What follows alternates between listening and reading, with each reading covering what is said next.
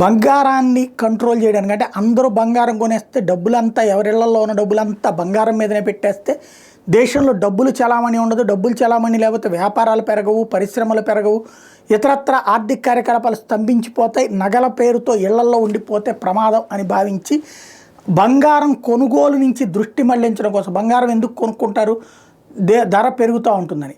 ఆ ధర పెరిగేటటువంటిది ఏదో మేము వడ్డీ రూపంలో ఇస్తుంటాం, మీరు కొనబాకండి అమ్మా, మేము బాండ్లు రిలీజ్ చేస్తాం, ఆ బాండ్ కొనుక్కోండి, ఆ బాండు కిలో వడ్డీ ఇస్తాము అన్నటువంటి చెప్పుకొచ్చినటువంటి కేంద్ర ప్రభుత్వం ఆ వ్యవహారంలో విఫలమైంది. ఎంత ప్రయత్నించినా బంగారం కొనుగోలు ఆగకపోగా ఇంకా పెరుగుతూ వచ్చింది.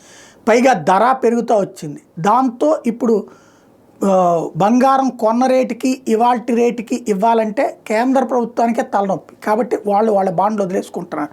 ఇప్పుడు ఇక రాష్ట్ర ప్రభుత్వాలు ఏది మారుతున్న మార్కెట్ పరిస్థితి దృష్ట్యా బుధవారం నుంచి గోల్డ్ మానిటైజేషన్ స్కీమ్ని నిలిపేసింది కేంద్ర ప్రభుత్వం. అలాగే బ్యాంకులు కావాలంటే చేసుకోవచ్చు. 1 నుంచి 3 ఏళ్ల కాల పరిమితితో కొన్ని స్వల్పకాలిక గోల్డ్ డిపాజిట్ పథకాలు కొనసాగించవచ్చు అంటూ కేంద్ర ఆర్థిక శాఖ తేల్చి చెప్పింది. లాస్ట్ ఇయర్ ఈ పథకం ద్వారా 31,164 కిలోల బంగారం కొనుగోలు చేసినట్టు చెప్పారు.